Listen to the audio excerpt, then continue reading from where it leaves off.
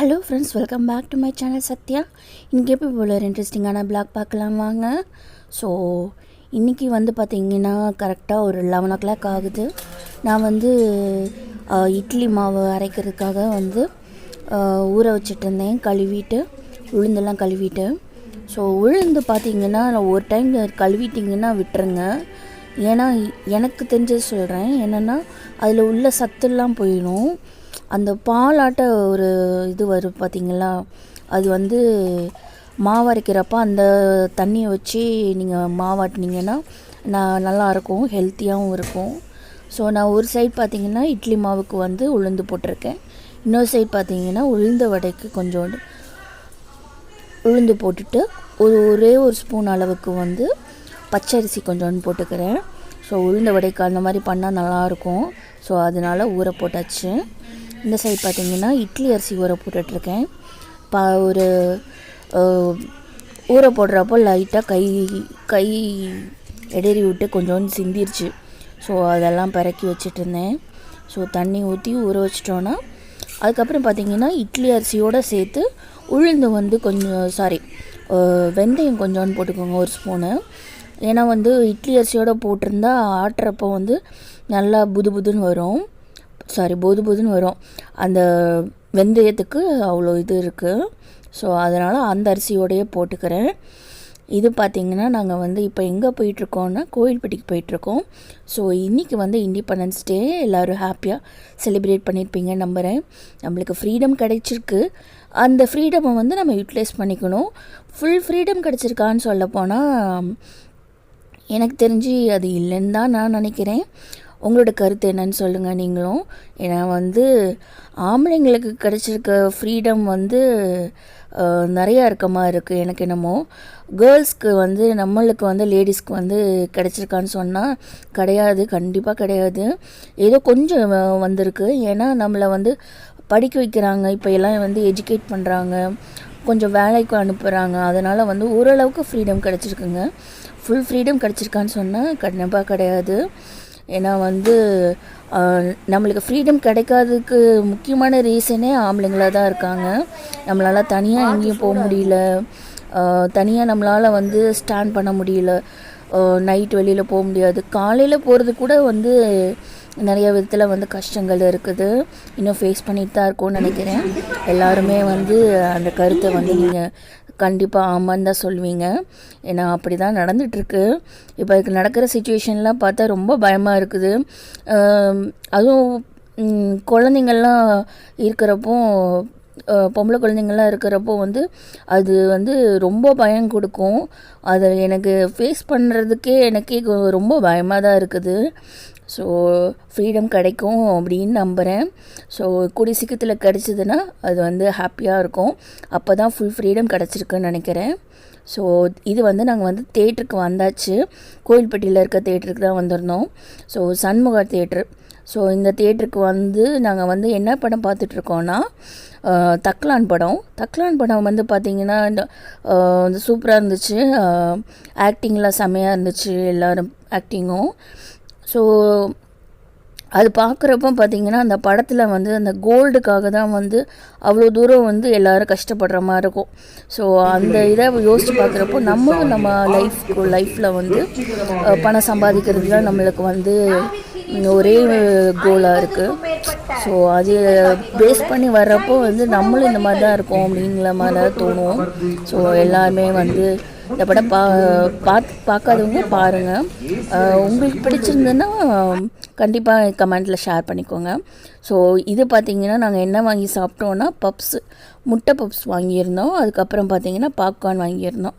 So அதை share பண்ணி சாப்பிட்டுட்டு படத்துக்கு போயிட்டு வந்துட்டுருக்கோம். இன்னொரு விஷயம் நடந்தது. அது என்ன விஷயம்னா, நாங்கள் வந்து ஒரு சர்ப்ரைசிங்கான பிளேஸ்க்கு போயிருக்கோம். அது என்னன்னு சொல்கிறேன். ஸோ இதெல்லாம் பார்த்திங்கன்னா வந்து நான் தச்ச சாரீ. ஸோ இந்த சாரீ வந்து நான் சொல்லியிருப்பேன் ஆல்ரெடி ஒரு வீடியோவில். ஒரு சாரீ வந்து புதுசாக வாங்கியிருக்கோம், தைச்சிருக்கோன்னு. ஸோ அது வந்து ரிலேஷன்ஸ் வந்து எல்லாருமே சேர்ந்து ஒரே கலரில் வந்து சாரீ எடுக்கணுன்ட்டு காம்போ சாரீ மாதிரி எல்லாருமே சேர்ந்து எல்லோரும் சேர்ந்து வாங்கியிருந்தோம் செட் சாரியாக. கலர் எல்லாமே டிசைன்ஸ் எல்லாமே வந்து ஒரே மாதிரி வாங்கியிருந்தோம். அதுதான் ஸ்டிச் பண்ண கொடுத்துருந்தேன். ப்ளவுஸ் வந்து நான் உங்களுக்கு வந்து அப்கமிங் வீடியோஸில் வந்து நெக்ஸ்ட் வீடியோவில் வந்து காட்டுறேன் கண்டிப்பாக. ஸோ இந்த வீடியோவில் வந்து நான் சாரீ மட்டும் வியர் பண்ணிக்கிறது காமிச்சிருக்கேன். அதோட ஃபுல் டீட்டெயில்ஸும் நான் வந்து நெக்ஸ்ட் வீடியோவில் சொல்கிறேன் உங்களுக்கு. இந்த பிளேஸ் வந்து எட்டயபுரத்தில் இருக்குது. இது யார் வீடுன்னா பாரதியார் வீடு. ஸோ பாரதியார் பற்றி நிறையா பேர் எல்லாருமே தெரிஞ்சிருப்பீங்க. ஸோ பாரதி பிறந்த வீடுன்னு சொல்லி போர்டை போட்டு அதை அந்த வீட்டை வந்து நம்மளுக்கு வந்து பார்க்க வந்து டைம் கொடுக்குறாங்க. போய் பார்த்துட்டு வரலாம் நம்ம. ஸோ பாரதியார் சிலையெல்லாம் வச்சு பார்த்துருந்த நல்லா அழகாக இருந்தது பண்ணியிருக்கிறது டெக்கரேஷன்ஸ்லாம். ரொம்ப இந்த பாரதியார் வீடு எப்படி சிம்பிளாக இருந்தால் எப்படி இருக்கும் அதை வந்து இன்னோவேட் பண்ணி நம்மளுக்கு வந்து பார்க்க அலோவ் பண்ணுறாங்க. மாடி அலோவ் பண்ணல. எனக்கு வந்து மாடியெல்லாம் பார்க்கணுன்னு ஆசையாக இருந்துச்சு. ஸோ இதெல்லாம் பாரதியார் ஃபோட்டோ, வீடு, அதுக்கப்புறம் அவர் எழுதின கடிதங்கள், அப்புறம் பார்த்திங்கன்னா அவர் யூஸ் பண்ண அந்த ஒரு மாதிரி கத்தியாட்டம் ஒன்று வந்தது, வேலாட்டை, அது வச்சுருந்தாங்க. இது வந்து பின்னாடி பிளேஸு. ஸோ நினைக்கிறேன் இது வந்து கிச்சனாக இருக்கும் நான் நினைக்கிறேன். ஏன்னா வந்து இதில் வந்து ஆனால் புக் ஷெல்ஃப்ஸ்லாம் வச்சுருந்தாங்க. அப்புறம் ஒரே ஒரு ரூம் மட்டும் க்ளோஸ்டாக இருந்துச்சு. அந்த ரூம் மட்டும் ஓப்பன் பண்ணல. ஸோ அவரை பற்றின விஷயங்கள் வந்து நிறைய எழுதி வச்சுருந்தாங்க. இது கொஞ்சம் தள்ளி தான் வந்து பாரதியார் வந்து மணிமண்டபமும் இருக்குது. அவரை பற்றின எல்லா டீட்டெயில்ஸும் அதுலேயும் இருக்கும். ஸோ நான் வந்து பழைய வீடியோவில் காமிச்சிருப்பேன். பட் வந்து அந்த வீடியோவில் டெலீட் ஆனதுனால நீங்கள் பார்க்க முடியாது. So sorry. அப்புறம் வந்து பின் கதவு வந்து சாத்தியிருந்தாங்க. ஒரு வேளை பின்னாடி வந்து செடியெல்லாம் நிறையா இருக்கும்னு நினைக்கிறேன். அதனால் வந்து லாக் பண்ணியிருந்தாங்க. அப்புறம் அவரை பற்றின டீட்டெயில்ஸ்லாம் போட்டிருந்தாங்க. ஸோ அவர் பிறந்தது இதெல்லாம் போட்டிருந்தாங்க. அப்புறம் வந்து நாங்கள் வந்து பார்த்துட்டு சேஃபாக வந்தாச்சு. ஸோ நல்லா இருந்துச்சு. பார்த்துட்டு வந்தது எனக்கு வந்து பாரதியார் மணிமண்டபம் பார்த்துருக்கேன். பட் வந்து பாரதியார் வீடு வந்து நான் இன்றைக்கி தான் பார்த்தேன். ஸோ நல்லா இருந்துச்சு. பார்த்து முடிச்சுட்டு நாங்கள் கிளம்பி வர ஆரம்பிச்சிட்டோம். கொஞ்சம் தூரத்தில் போகிறப்ப லைட்டாக மழை துரிச்சு, ரொம்ப மழை பெய்யல. நல்லா இருந்தது. கிளைமேட்டும் நல்லா இருந்துச்சு. பாரதியார் பற்றி கேட்டால் வந்து நிறையா சொல்லிக்கிட்டே இருக்கலாம். அவர் வந்து எவ்வளோ அழகாக வந்து பெண்களுக்கு வந்து நீதி கிடைக்கிற அளவுக்கு வந்து நிறைய கவிதைகள்லாம் எழுதியிருப்பார். சில பாடல்கள்லாம் அவர் பாடின பாட்டெலாம் வந்து கேட்குறப்பமே நம்மளுக்கே நல்லா ஒரு பிக் பவர் கொடுக்குற மாதிரி இருக்கும். ஸோ அவரை பற்றின விஷயங்கள் வந்து நிறையா இருக்குதுன்னு சொல்லலாம். ஸோ அவரை வீட்டை பார்த்தது எனக்கு வந்து ஹாப்பியாக இருந்துச்சு. உள்ளே போகிறப்பெல்லாம் அவர் இப்படிலாம் இருந்திருப்பார், இந்த இடத்துல தான் இருந்திருப்பார், அவர் எழுதின புக்ஸு அந்த மாதிரி புக்ஸ் எழுதியிருக்காரான்னு தெரியல. பட் வந்து அவர் வீட்டில் வந்து புக் ஷெல்ஃப்ஸ் இருந்தது நிறையா. ஸோ அந்த புக்ஸ் எல்லாம் பார்த்துட்ருக்கப்போ இவரும் ரீட் பண்ணியிருப்பார்ல இப்படின்லாம் தோணுச்சு. மாடி மட்டும் பார்க்கலான்னு ஆசையாக இருந்துச்சு. பட் வந்து மாடி வந்து க்ளோஸ்டாக இருந்துச்சு. ஒரு வேளை மாடி வந்து சேஃபாக இல்லாமல் இருந்திருக்கும்னு நினைக்கிறேன். ஸோ அது மாதிரி இருந்துச்சு. நாங்கள் விட்டாச்சு. ஸோ வீட்டுக்கு வந்ததுக்கப்புறம் பார்த்தீங்கன்னா சன் வந்து கொஞ்ச நேரம் வந்து இப்போ பார்த்தீங்கன்னா வந்து வெளியில் போயிட்டு வந்தாச்சு. டிவி பார்த்துட்டு இருந்தார். அந்த கேப்பில் வந்து இப்போ இனிமேல் தான் வந்து கிச்சனுக்குள்ளேயே என்ட்ரி ஆகியிருக்கேன். இப்போ தான் என்ட்ரி ஆகியிருக்கேன். டீ போட்டுட்ருக்கேன். ஸோ டீ போட்டு குடிச்சிட்டு அதுக்கு அடுத்த வேலையாக பார்க்கணும். கரெக்டாக 8 o'clock ஆக போகுது. ஸோ கொஞ்சம் டயர்டாக தான் இருக்குது. பட் இருந்தாலும் ஒர்க்கை வந்து ஸ்டார்ட் பண்ணலான்ட்டு ஃபஸ்ட்டு டீ போட்டுட்ருக்கேன். ஸோ டீ போட்டு குடிச்சிட்டு அதுக்கப்புறம் பார்த்தீங்கன்னா சனுக்கு கொஞ்சோண்டு பால் வச்சுருக்கேன்.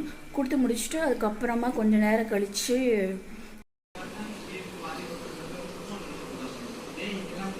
இப்போ பார்த்தீங்கன்னா வீட்டுக்கு வந்தாச்சு. இவ்வளோ நேரம் வந்து கோயில்பட்டிக்கு போயிருந்தோம். ஸோ கொஞ்சம் டைம் ஸ்பெண்ட் பண்ணிவிட்டு வந்தாச்சு. ஸோ கோயில்பட்டி எதுக்கு போயிருந்தோன்னா இன்றைக்கி நல்லா எல்லாத்துக்கும் தெரியும் ஹாப்பி இண்டிபெண்டன்ஸ் டே சொல்ல மறந்துட்டேன். ஸோ இந்த டே வந்து எப்படி போகுதுன்னு உங்களுக்கு காட்டுறதுக்கு தான் எடுத்திருந்தேன். ஸோ ஒரு ஃபிலிம் போயிட்டு வந்தாச்சு. படம் பார்க்க போயிருந்தோன்னா தக்லான் படம் பார்த்தோம். செமையாக இருந்துச்சு. ரொம்ப பிடிச்சிருந்தது படம். ஆல் ஓவர் நல்லா இருந்தது. செமையாக இருந்தது. ஸோ ஹாப்பியாக பார்த்துட்டு வந்தாச்சு. வந்து டீ போட்டுட்ருக்கேன். சன்னுக்கு வந்து பால் கொஞ்சம் ஆற்றி கொடுத்துட்டு 8 ஆக போகுது. ஸோ அதுக்கப்புறமா சமையல் பண்ணலான்னு பார்த்துட்ருக்கேன். சமையல் வந்து சிம்பிளாக தான் பண்ண போகிறேன். ஸோ பண்ணி முடிச்சுட்டு தோசையை தான் ஊற்ற போகிறேன். ஸோ அதனால் பண்ணி முடிச்சுட்டு உங்களுக்கு இந்த டே எப்படி போகுது கண்டினியூ ஆகுதுன்னு உங்களுக்கு காமிக்கிறேன். காரில் வச்சு உங்களுக்கு வந்து சில திங்ஸ்லாம் காமிச்சிருப்பேன். அதெல்லாம் வந்து என்னென்னுங்கிறத ஒரு நாளைக்கு வேணால் டீட்டெயிலாக சொல்கிறேன். இப்போவுமே நைட் ஆயிடுச்சு, அதனால் வந்து எடுக்க முடியுமான்னு தெரியல. ஸோ காட்டுறேன், உங்களுக்கு கண்டிப்பாக காட்டுறேன். இந்த வீடியோவில் கவர் பண்ணுறேன். சைடில் பார்த்திங்கன்னா வந்து நான் வந்து சட்னி அரைக்க ஆரம்பிச்சிட்டேன். ஸோ என்ன சட்னின்னா கொத்தமல்லி சட்னி பண்ணலாம் அப்படின்ட்டு பண்ணிகிட்ருக்கேன். முதல்ல ஒரு ஸ்பூன் வந்து ஆயில் விட்டு ஒரு 2-3 பச்சை மிளகாய் போட்டுக்கோங்க. அது ரொம்ப வெடிக்கும், பார்த்து கேர்ஃபுல்லாக பண்ணுங்கள். ஸோ எவ்வளோ காரம் வேணுமோ அவ்வளோ போட்டுக்கோங்க. நான் ஒரு சின்ன பச்சை மிளகாய் இதில் வந்து ஒரு 2 போட்டுக்கிட்டேன். ஒரு பெரிய வெங்காயம் வந்து கட் பண்ணி அதையும் போட்டு நல்லா வதக்கிட்டு அந்த வெங்காயம் வந்து லைட்டாக கண்ணாடி பதம் வந்ததுக்கப்புறம் கொஞ்சோண்டு தக்காளி, ஒரு 2 தக்காளி போட்டுக்கோங்க. போட்டுட்டு லைட்டாக வதக்கிக்கோங்க. அந்த தோல் சுருங்குற அளவுக்கு இருந்ததுன்னா போதும். அதுக்கப்புறம் வந்து ரொம்ப கடைய வேணாம், ரொம்ப கிண்டாதீங்க. அதுக்கப்புறம் பார்த்திங்கன்னா நம்மளோட கொத்தமல்லி தழை வந்து எவ்வளோ வேணுமானாலும் போட்டுக்கலாம், நல்லாயிருக்கும், உடம்புக்கு வந்து ஹெல்த்தியும் கூட. ஸோ கொத்தமல்லி தழை கொஞ்சம் போட்டு லைட்டாக வதக்கி விடுங்க, அவ்வளோதான். இது ரொம்பலாம் வதக்கணும்னு அவசியம் இல்லை. ரொம்ப வதக்கினா ரொம்ப கொஞ்சோண்டு போயிடும் சட்னி. அது மட்டும் இல்லாமல் டேஸ்ட் ஃப்ளேவர்லாம் கொஞ்சம் டிஃப்ரெண்ட்டாக சேஞ்ச் ஆகிரும். ஸோ அதனால் லைட்டாக வதக்கினா போதும். அதுக்கப்புறம் தேவையான அளவுக்கு உப்பு போட்டு ஸ்டவ் ஆஃப் பண்ணிவிட்டு கொஞ்சம் நேரம் வந்து அந்த சூடு வந்து ஆறுற வரைக்கும் வச்சுட்டு அதுக்கப்புறம் வந்து மிக்ஸி ஜாரில் போட்டு நீங்கள் ஃபைன் பேஸ்ட்டாக அரைச்சிக்கலாம். அதுக்கப்புறம் தாளிக்காதும் நம்ம இஷ்டம்தான். தாளிக்காமல் இருந்தாலும் டேஸ்ட்டாக தான் இருக்கும், நல்லாயிருக்கும். ஸோ அந்த மாதிரி ட்ரை பண்ணி பாருங்கள், நல்லாயிருக்கும். ஸோ அதுதான் அன்றைக்கி நாங்கள் சாப்பிட்டோம். இட்லி ஊற்றிருந்தேன். என்னாச்சுன்னா இட்லி மாவு வந்து கொஞ்சம் புளிச்ச மாதிரி ஆயிடுச்சு. ஸோ அதனால் வந்து இட்லி நல்லா வரல, அந்த இட்லி ஃபுல்லும் வேஸ்ட் ஆயிடுச்சு. நான் ஒரு 4 பிளேட் இட்லி ஊற்றிருந்தேன். அந்த 4 பிளேட்டில் 4 குழி இருக்கும். ஸோ அந்த 4 இட்லி வந்து ரொம்ப வேஸ்ட் ஆயிடுச்சு. எனக்கே வந்து கஷ்டமாக போச்சு. அதுக்கப்புறம் வந்து தோசை ஊற்றி தான் சாப்பிட்டோம் நாங்கள். ஸோ இது வந்து பார்த்திங்கன்னா அந்த சாரீ வந்து நான் கட்டியிருந்தேன். ஸோ என்ன டேன்னா ஆடி 18. ஸோ அந்த சாரீ வந்து கட்டுற டே ஆயிடுச்சு. ஏன்னா குருவிக்குளம், அதாவது சொந்த ஊரில் வந்து ஹஸ்பண்டோட சொந்த ஊரில் வந்து கோவில் ஃபங்க்ஷன் நடந்துச்சு. அதில் வந்து விளக்கு பூஜை எல்லாம் பண்ணியிருந்தாங்க. ஸோ அதுக்கு வந்து போயிருந்தோம். ஸோ அட்டன் பண்ணிவிட்டு வந்துடலாம் அப்படின்ட்டு விளக்கு பூஜையில் வந்து கலந்துக்கல. பட் வந்து அந்த கோயில் ஃபங்க்ஷன் மட்டும் அட்டன் பண்ணிவிட்டு வந்தோம். நல்லா இருந்துச்சு, விளக்கு பூஜைலாம் பண்ணியிருந்தாங்க. ஸோ சிம்பிளாக இருந்தது, நல்லா இருந்தது. அதுக்கு ஏற்ற மாதிரி இதெல்லாம் பண்ணியிருந்தாங்க, பிரசாதம்லாம் கொடுத்துருந்தாங்க. இது கூழ் கொடுத்தாங்க. அப்புறம் பார்த்திங்கன்னா சக்கரை பொங்கல், அப்புறம் வந்து மீல் மேக்கர் பிரியாணியாட்ட கொடுத்துருந்தாங்க. ஸோ இந்த 3 டிஷ்ஷும் இருந்துச்சு, நல்லா இருந்துச்சு. வளையல், அப்புறம் வந்து மஞ்சக்கயிறு, அப்புறம் பார்த்திங்கன்னா சாரீஸ்லாம் கொடுத்தாங்க இவங்களுக்கு, அதாவது விளக்கு பூஜையில் கலந்துக்கிட்டவங்களுக்கு. அதெல்லாம் அட்டன் பண்ணுறதுக்காக போயிருந்தோம். ரொம்ப நேரம் ட்ராவலே வந்து ஒரு 2 hours ஆன மாதிரி ஆயிடுச்சு. ட்ராவல் பண்ணிவிட்டு போய் அட்டன் பண்ணிவிட்டு டக்குன்னு உடனே வர்றது தான், காரில் தான். இருந்தாலுமே நம்மளுக்கு வந்து கார்லன்னு ஈஸியாக சொல்லிடுவாங்க. பட் வந்து போயிட்டு வரப்போ அந்த டயர்னஸ் வந்து ரொம்ப கஷ்டமாக இருந்துச்சு. அதுக்கு அடுத்த டே வந்து ஸ்கூலுக்கே போக முடியல சன்னால், அந்தளவுக்கு வந்து டயர்டாயிடுச்சு. 7:30 தான் எந்திரிச்சோம் காலையில், பார்த்துக்கோங்க.